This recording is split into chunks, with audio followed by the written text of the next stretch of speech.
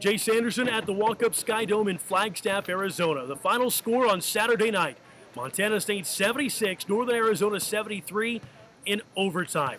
Montana State sweeps a conference opening road trip for the first time in 13 years.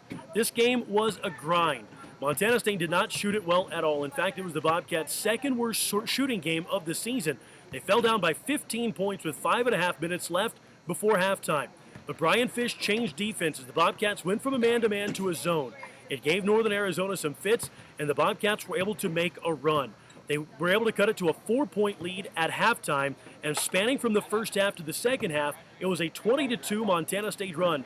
Bobcats took a brief lead. The sides went back and forth throughout regulation. 10 ties, 10 lead changes. It was a 64-all tie at the end of regulation, and into overtime, Montana State never trailed. Keljin Blevins had an enormous game, a career-high 26 points. Tyler Hall had 16. Sam Newman, an unsung hero, just 9 points, but 10 very gutsy rebounds in the game. 4 points for Zach Green, but he also had 8 huge rebounds in front of a big crowd. Folks from his hometown of Gilbert, Arizona, making the short 2-hour drive here to Flagstaff to see him play.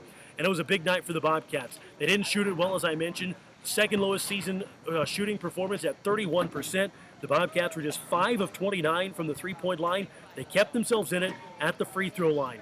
In that rally, in the end of the first half, Montana State was able to get to the free throw line a number of times, which kept their head above water until they got things sorted out in the second half.